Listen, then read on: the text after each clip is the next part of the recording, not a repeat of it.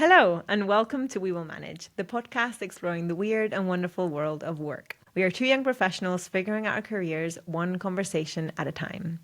Today, we're talking about dreams. So stick around to hear things get spooky. How Alba kicked me out of her bed, and how two strangers can share the same dream. And we quite enjoyed this topic. Yep. We had lots of stories to tell, which you will enjoy. Hopefully. So it's going to be a 2-episode one. I hope you enjoy it enough to stick around twice. For part 2, yeah. Enjoy.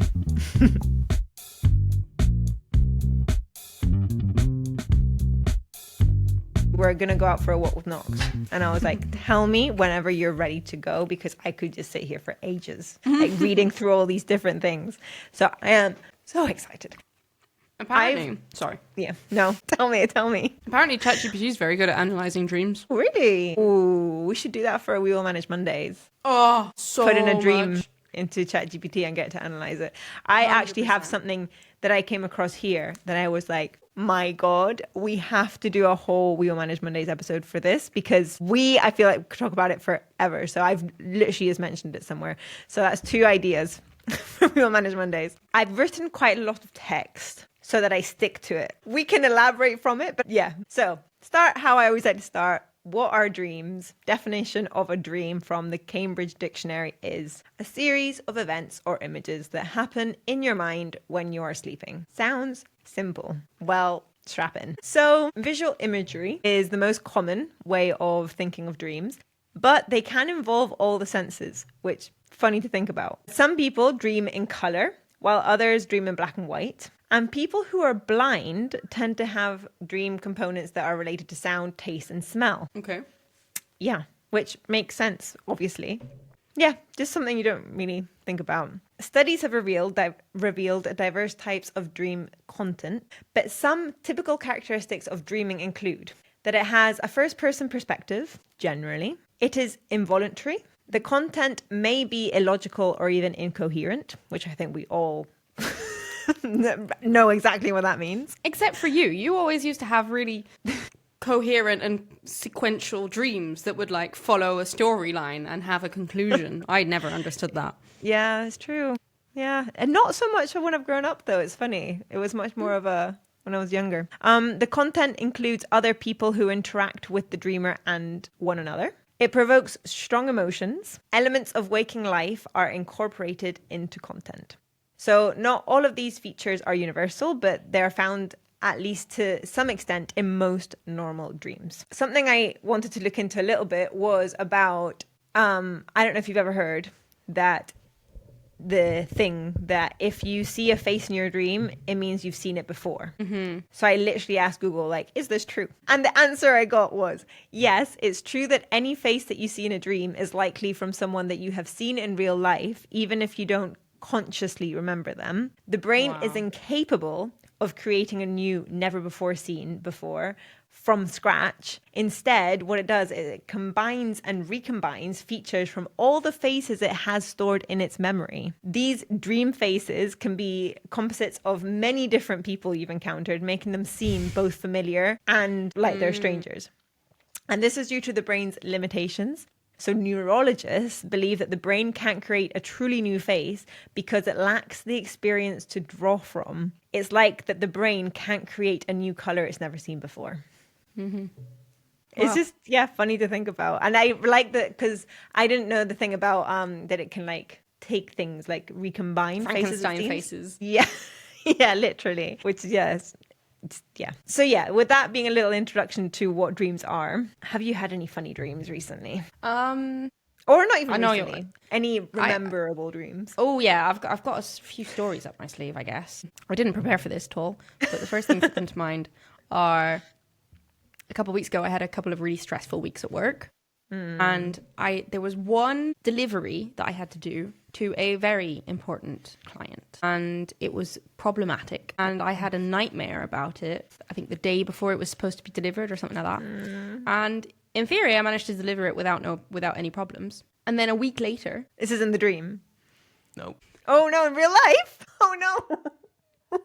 A week later we found out that it had been delivered, but with the manufacturer's bill, meaning the client knew how much we had paid and knew obviously how much we had charged them. So they knew how much margin we'd made.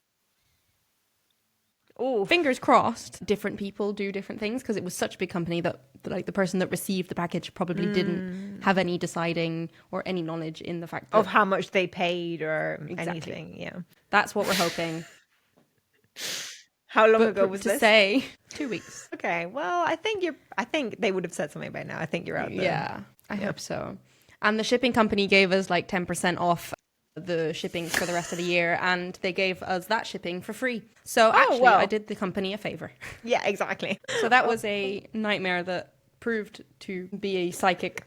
I have a tendency to dream about missing flights or trains when I'm preparing for a trip, especially a work trip, not so much for holiday. I struggle. Yeah. I don't miss them in my dreams, but I do. Things go wrong that are like, I'm supposed to get there by car and then the car Makes you breaks stress. down. Yeah. And then, and then I try and get a train and all the trains are cancelled. And like, I normally do make it, but it's always like really stressful. It's like, why? I've been traveling so much my whole life. Why do I still get stressed out about this? It's such a weird one. Yeah. When I was a kid, I used to have a recurring dream about a dinosaur. I don't know if you remember that. I remember that. Fun fact, when a couple of weeks ago when my partner's brother was here, when we had the night out, we started chatting. You know, when it gets to that time of night, when you've all had a bit to drink and you start chatting. And he started talking about a recurring dream he used to have about a dinosaur. And I was like, shut the fuck up. And he was like, why? And I was like, tell me your dream. And it was about this dinosaur that used to chase him. And I was like, shut the fuck up. And he was like, why? And I was like, seriously, you used to have this dream? And then I told him all about your dream. I was like, and she'd always hide and it would be in really bad places. And then the dinosaur wouldn't find her. And then they stopped the day that she found a really good hiding place, and then it found her. So I didn't even remember that. I remember so vividly you telling me that they had stopped because the It found dinosaur me, had yeah. found you the first time that you'd found a hiding spot that you were really proud of. I'd love to analyze that. Whoa. Yeah, no, totally. But his dream was eerily similar. Like, it wasn't as the same as in, like, from what I remember of yours is that it would like look for you and you would hide and it wouldn't find you. Whereas he would be like just having dreams and this dinosaur would always appear at some point, but he was always doing different things. Like, it was slightly Like different. a recurring character. But it was, literally. But it was always like the fact that they were both dinosaurs that were chasing you guys. I was like, oh my God, that's so weird. So yeah, we'll analyze that one in our We Will Manage Monday episode. Yeah, definitely. That's one for ChatGPT. Brilliant. Any other interest? There was a time relatively recently that I kept having dreams about being pregnant. I don't know what that means. I'm definitely not pregnant. Maybe just like feeling like you have more responsibilities. Ooh, Maybe. nice analysis. That you're growing up, and in your mind that means having babies, apparently. Maybe. Yeah. I could have a little think. Yeah. during No, the I'm episode sure and see if things I will come up with any more. Yeah. So when do we dream? This touches a little bit on some things that we talked about in the first episode. So I'm going to keep this a bit short. But on average, most people dream for around 2 hours per night. Dreaming. Why do I keep doing that? Dreaming. I keep not saying the G. You've Dreaming. been spending too much time with rappers. London Apparently. rappers. I did it in the last episode that I was editing as well. Dreaming can happen during any stage of sleep, but dreams are the most prolific and intense during the rapid eye movement, which is REM stage. So that's when we were saying how you don't sleepwalk when you're in REM, so you can't act out your dreams. And you were like, but then why are you sleepwalking then? So it's because that's when like the dreams that you remember essentially will have happened during REM, because that's when everything's going on. So during the REM sleep stage, brain activity ramps up considerably compared to the non-REM stages, which helps explain the distinct types of dreaming during this time. So dreams during REM sleep are typically more vivid, fantastical, and or bizarre, even though they may involve elements of waking life. By contrast, non-REM dreams tend to involve more coherent content that involves thoughts or memories grounded to a specific time and space. REM sleep is not distributed evenly throughout the night. The majority of REM sleep happens during the second half of a normal sleep period, which means that dreaming tends to be concentrated in the hours before waking up. Because it does very often feel like you wake up from a dream, especially if you're having a nightmare or something. It feels like you've just been. So that's why I thought that was interesting. Very interesting. So why we dream? Why do we dream? This is the big question. Despite the advancing scientific knowledge on dreams, there is much that remains unknown about both sleep and dreams, including the question, why do we dream at all? Which is still subject to significant debate. So among sleep experts and about why we dream, there's big debate about why we dream and what it could all mean. Different theories about the purpose of dreaming include building memory. So we might be dreaming because it has been associated with consolidation of memory, which is what happens during REM stage, which suggests that dreaming may serve an important cognitive function of strengthening memory and information recall. So it's something that our brain's doing to help us remember stuff. One theory. Another theory is that it's for processing emotion. So the ability to engage with and rehearse feelings in different imagined contexts may be part of the brain's method for managing emotions, which is it's like in Divergent when they have to like conquer their fears in their dreams. Yeah. You're just literally. practicing. You're just practicing. You're going through things that might happen in life to see how you would feel about it and how to act out when it actually happens. Another theory is that it's mental housekeeping. So periods of dreaming could be the brain's way of straightening up, clearing away partial erroneous, wrong things, or unnecessary information. So it's the way that it's sorting out what's important and what's not. Instant replay. So another theory is that dream content may be a form of distorted instant replay in which recent events are reviewed and analyzed. And the last one, that's a theory that's among sleep experts, is incidental brain activity.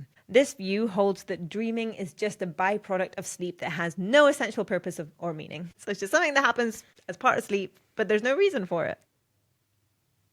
We're not the only species that dreams, are we? No, we're not. No, dogs dream. Dogs dream.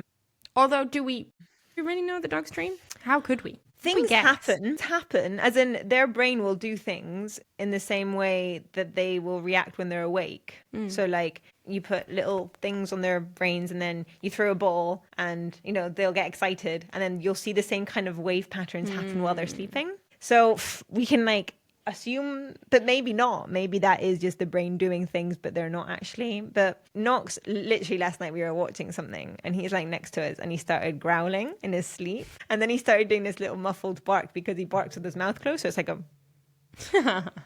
and his little paw's doing this, twitching. Definitely dreaming. There you think he's growling at something and then he's running after something. Surely, if not, what's going on, And then it's funny. It's that's the maximum he can do with his paws is move his little toes because the body, he's in REM sleep, so the body's stopping him from full on just running. Thank God. Into a window. Thank God. So experts in the field of neuroscience and psychology continue to conduct experiments to discover what is happening in the brain during sleep. But even with ongoing research, it may be impossible to conclusively prove any theory for why we dream, which I just find insane. The fact that we're so evolved and we still don't even fully understand our own brain. Yeah.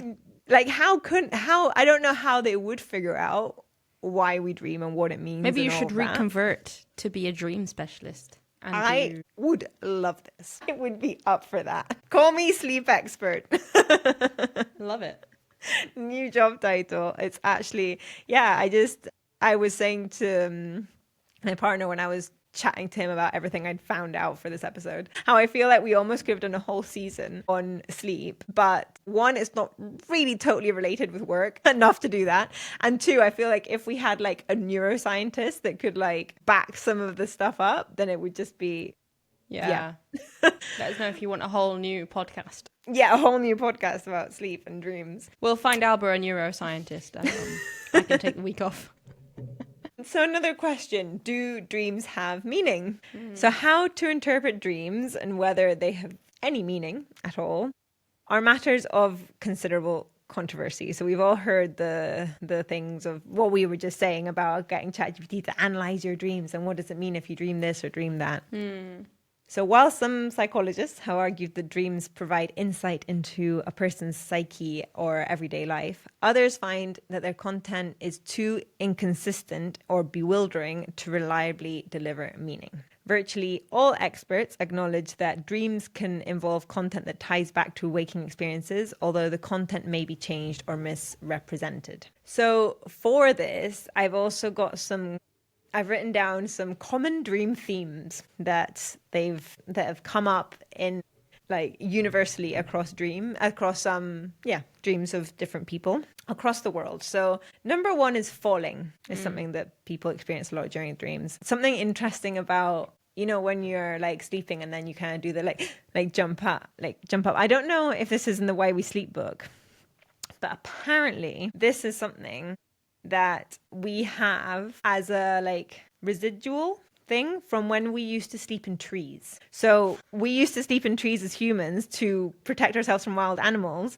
So we would, if we started falling off the branch, we would jerk awake to not fall off the branch and crash to the floor. I don't want to think how many of our ancestors had to actually fall in the tree for that to become a thing. To become part of our evolution. But yeah, apparently that's where that comes from. And it is when you're kind of like falling asleep, and it's a horrible feeling. I hate it. But yeah, because it's usually accompanied by something horrible in what you're dreaming. Like you're either falling off a building or falling out of a tree or you're not just not dreaming or you are, something's going on and then you kind of like jerk out of it. It's horrible. So falling, this is often considered the most common dream overall and can symbolize insecurity, instability, or a fear of losing control in your waking life. Makes sense. Then we've got being chased. Yeah, surely. I thought that would be the number one. Well, frequently reported. So it is number two, but falling apparently is. Being chased in dreams is horrible because you normally you can't run. You can't run. Oh, it's horrible. And it's, you know, the feeling of like when you're awake and freak yourself out, and then you feel like the faster you run, the faster the more it's going to get you. Well, it's even worse in dreams. So frequently reported, this theme can be associated with stress or anxiety as you try to run from a problem or fear, which again could make sense. Then we've got one that I've heard so much, but I've never personally experienced it, which is teeth falling out. Oh yeah, I've heard that too. I've heard it so much, and it's like, it's such a strange one. My partner's had a dream where his teeth were falling out. It must be horrible. You've never either. No. Well, this dream can relate to self-confidence, appearance, or feelings of powerlessness and loss. I mean, So obviously not things that we have had to deal with. No, we are powerful women, do not feel loss, and are very self-confident, apparently. Then this is one that's really funny. And again, I've heard a lot. I think I probably have at some point dreamt of this, but I've heard it a lot even in grown-ups, which is being unprepared for a test. So this can symbolize a fear of failure or a feeling of being put on the spot, even long after leaving school. It's just something that we have like really marked for whatever reason. And being unprepared for a test. And just being back at school, like just in general, you're back at school, even though, we haven't been at like high school for like almost 10 years now, but being back at school and like being in that kind of situation again, even if it isn't specifically going for a test, but that normally does happen, but it's not like the biggest thing in a dream. But funny. Is that arriving at school or work without trousers on your list? No, it isn't. I think that's a pretty common one. Actually, so the last one, as in after the first two, I don't think these are in order. The last one I've got written down is being naked in public. Yeah. So I guess that counts. So this common dream can relate to feelings of vulnerability or fear of being exposed. Which, makes sense. Quite literally. Yeah. I've never had that. Have you ever had that? Being naked in public? Dream? Not in real life. I think so. Definitely light on clothes. I'm not sure if completely feeling naked. like you have to cover up. Yeah. And the last one is flying, which is the only nice one. So flying. I used to dream about that all the time when I was a kid. I don't think I dream about that anymore. Well, this can represent feelings. I have like a really clear one in my mind where I would like jump off the sofa and just glide around the room. Oh my God, that's so cool. That's I very dream that all the time. It's a bit dangerous because then you think that you can jump off a sofa and fly. How old were you when you were having this dream? 30? I'm pretty sure I tried a couple times. You'd never know. You never know. So this is the only like thing that represents something nice, because all the other ones have been about being fearful of something, but this is represents feeling of freedom, control, and overcoming obstacles, though struggling to fly, which apparently can also be something, might suggest you feel emotionally stuck. Again, do these things mean anything? I feel the fact that they are so common in so many, there must be something to them. Like, do they mean the things I've just said? Who knows? But like, there must be something, because we've got 1, 2, 3, 4, 5, 6 things that a lot of people have common experiences of, like dreaming and it being stressful or happy, or, you know? True. So, yeah. Can I share the screen with you? Yes, you can. I believe so. If not, Do you have a share button? Yeah. Screen. I've got to Top-notch technology. Allow. Can I entire screen share? Whoa. Right. So this, no, actually, I'm not going to show you from here because you can't zoom in all that much. But this I thought was just fun, and I thought we could put it on our Instagram. So what I'm showing, That's can so you see? cool. Yeah. Yeah. So it's the most common dream in every country. So in the top here, we have general. So we've got the human body, animals and nature, family, love and relationships, money and objects, death, and then no data. So in Europe, it's quite a mix between the human body, family, and nature, animals and nature. So we've got, for example, in Spain, we've got teeth falling out. Ooh. In France, we've got X and relationships. The teeth falling out is in Spain, the UK, Norway, Sweden, and Poland are all teeth falling out. Yeah. Then Portugal, we've got snake, which is quite interesting because snake and also spider, quite a lot of places, is places like Russia, we've got Finland, we've got Ukraine, we've got a lot of places in Asia. We've also got a lot of places, most of South America is snake and spiders and rats, lice. But yeah, I don't really know the European countries. Why is Portugal thinking about snakes? In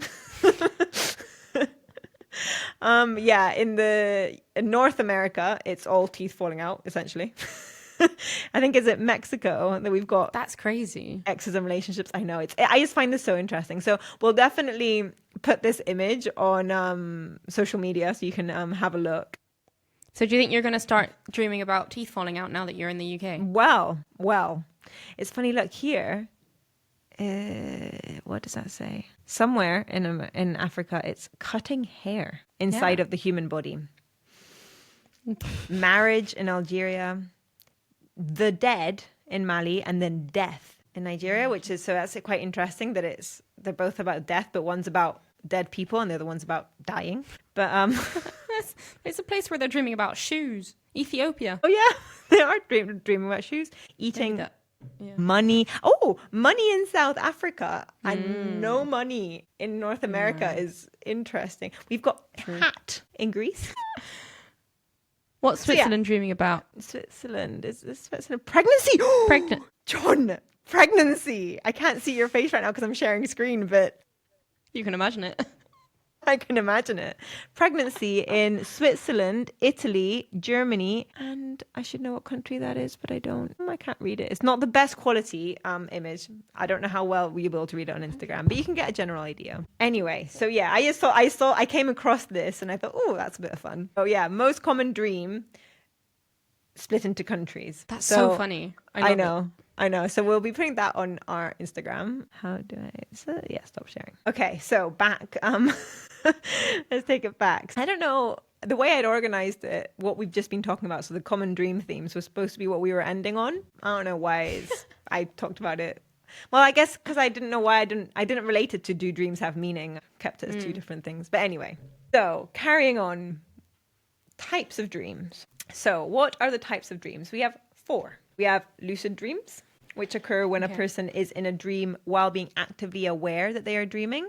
This is the rarest type of dreams. Have you ever had a lucid dream? I have had lucid dreams. I've had lucid dreams after I've gone through all 4. With lucid dreams, very interesting, spooky things have happened. And that's where mine is. So lucid dreams in relation to sleep paralysis. And I'll go into it when we get to it now, when we get there. But yeah, lucid dreams is number 1. Then we have vivid dreams, which is what we call dreams. Like when we say dreaming is what we imagine, vivid dreams, which involve especially realistic or clear dream content. Then we have bad dreams or nightmares, which are composed of bothersome or distressing content. And then we have recurring dreams, which involve the same imagery. Dinosaurs, apparently. The same imagery repeating. Ajay walked in and then his nan started speaking to him quite loudly, so he's run back outside again. Sorry, for the third time. Recurring dreams involve the same imagery repeating in multiple dreams over time. So this is where I was going to ask you about your recurring dream, but we've already talked about it. I don't think I've ever had a recurring dream. The closest I've come is that I have picked up... Whoa, something just fell off my forehead. I can't even see it. That was weird. Anyway, I have gone to bed and kept dreaming the dream I was dreaming the night before. Yeah. Before, I've done that quite often. Not super often, but I have, for whatever reason, I don't, when I wake up the day before, I don't think about my dream. I don't remember my dream. But as soon as I'm in the same, position, so, getting to sleep, it comes back to me and then I carry it on, which sometimes is cool because it's a nice dream. Sometimes it's a nightmare dream, not so nice, or just not particularly nice. But that happens quite a lot, and that's maybe the closest, but it's not recurring because it's not especially compared to your dinosaur one, it's not the same situation. Yeah. With, the same kind of structure and the same kind of imagery. It's not that. And yeah, I've never had that. I mean, I think my only recurring dream was the dinosaur one, or at least that I can remember. But it's funny that you, for the lucid dreams and what you just said, so being able to continue a dream. When I was a kid, a really young child, I remember being able to know that I was dreaming. So having a lucid dream, and also being able to wake up, or if I were to wake up, being able to do what you just said, so go back into my dream. And I remember the imaging in my mind that would happen when I was going back into the dream. Whoa. And it was like a colorful portal with stars, And oh wow. Oh, that's mad. And then I'd be back. So cool. Wow. That's We're crazy. superhuman when we're children. We are. Creativity and imagination is just wild. But I can't do that anymore. Interesting. And I don't think I've had a lucid dream since I was 6. Really? Especially when which is kind of happens when I don't really realize, but when I'm tired, but I'm thinking about something, and it could be good or bad, isn't it? It could be work things that I'm excited for or not so excited for, or it could be, which will probably happen tonight, moving tomorrow. Is it when I'm thinking about something and it's something that has a lot of control over me, either because it's excitement or a not so nice emotion. I don't really even notice I'm doing it because I almost kind of want to be in that space, especially when it's excitement. And I am tired, so I start falling asleep, and then I'll imagine what I was thinking about kind of turns into a dream, but I'm still kind of controlling it. But I used to do it. I can relate to that. Yeah. Yeah. I used to do it as a lot as a kid to help me get to sleep, where it was, I think I've said this, I don't know why I would have said this on this podcast, but I feel like I have. It feels familiar. I used to either think of my routine the next morning when I was going to wake up, step by step, which included, like I was saying in the last episode, putting on the clothes that I'd laid out the night before and going through that. So then that I kind of turned into a dream, but I still kind of had some control until I would just completely fall into deep sleep. Or I would replay the first Friends episode in my mind because I knew it off by heart, word for word. And that was a way to help me get to sleep, to stop thinking. I would replay it. And then that would turn into dreams. It would go off into, but those were kind of, because it wasn't thinking, but it also wasn't dreaming. So it was kind of a weird, lucid in between dream. Those were the nice ones that I had. I love it. Before we jump a bit more into lucid dreams, though, just talk quickly about nightmares versus dreams. So in sleep medicine, which new concept, sleep medicine, a nightmare is a bad dream that causes a person to wake up from sleep, which isn't how we define nightmares. Is specifically something, it's a bad dream that causes you to wake up. That's what turns it from a bad dream into a nightmare. This definition is distinct from common usage that may refer to any threatening, scary, or bothersome dream as a nightmare. While bad dreams are normal and usually benign, frequent nightmares may interfere with a person's sleep and cause impaired thinking and mood during impaired mood during the daytime. So, yeah. Have you ever had so many nightmares that you feel like it's like starting to be an issue with like that you're not getting enough rest? No, I haven't. Is that the same thing as night terrors? I think night terrors is when you actually have a very physical response. So you'll either be screaming or you'll be like sweating and like really like bothered. Like it's very physical, I think, is a night terror. I think is a difference between a nightmare and a night terror. A nightmare, yeah, I mean, I like if I have a proper nightmare, and by proper I mean not something that's just like not a particularly nice dream, but like an actual like scary dream, I'll always wake up. I always wake up. And it's like I wake up like panicking and like, yeah, having to like figure out, was that dream, was it not? Like what's going on? Yeah, I've relatively often, every now and then I wake up from a nightmare. But they're normally... Which isn't nice if you're alone, but if you're with someone, it's all right because you're like, okay, I'm alive. Yeah. I'm alive and I'm Protected. safe. Yeah, exactly. Are they normally like you were saying about work? Like, are they normally like about real things, or are they like scary film things?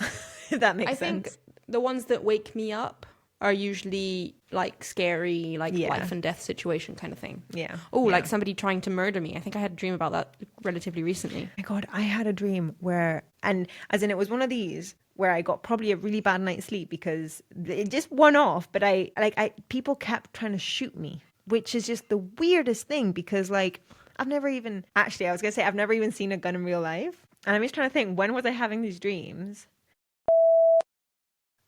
I wonder if I had these dreams after that or before that. Anyway, let's run it back to a point where I can cut it in.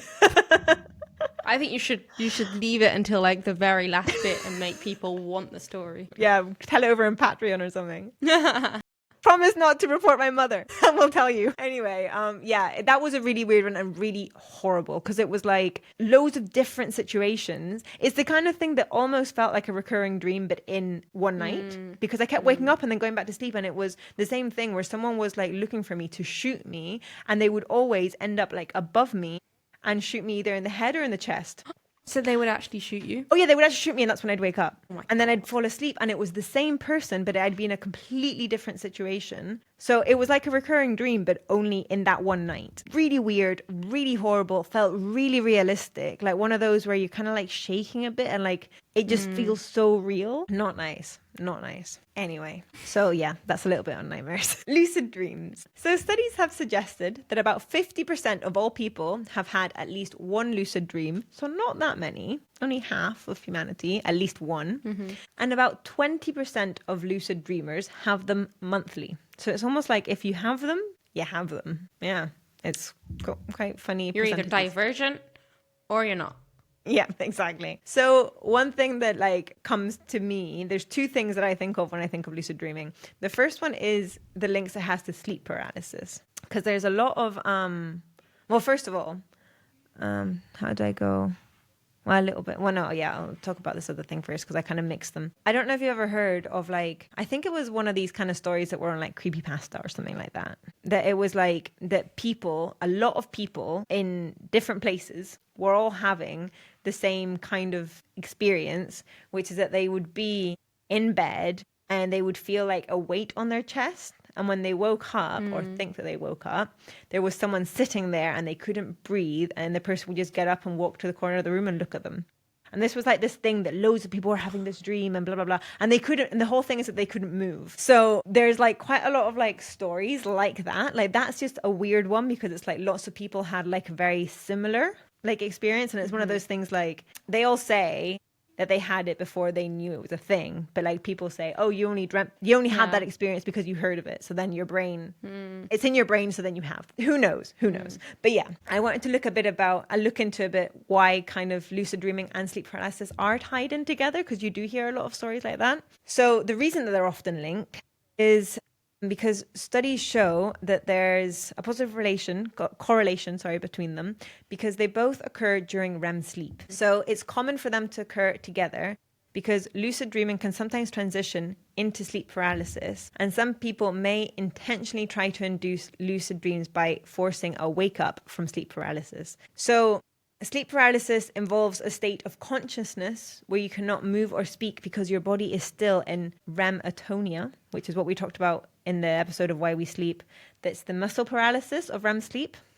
So that is still active as you're coming out of REM sleep. And then lucid dreaming is a state of being aware that you're dreaming, which again, very often happens as you're coming out of REM sleep. So you're still dreaming, but you're now aware that you're dreaming. And then that muscle paralysis is still going on in your body. So you suddenly have this thing of, I can't move, and you kind of panic. And it's because that you literally can't move because that's happening, but you're not normally aware that that's happening in your body. So you panic. So the problem there is that you're aware that you're dreaming, so you know that you're asleep.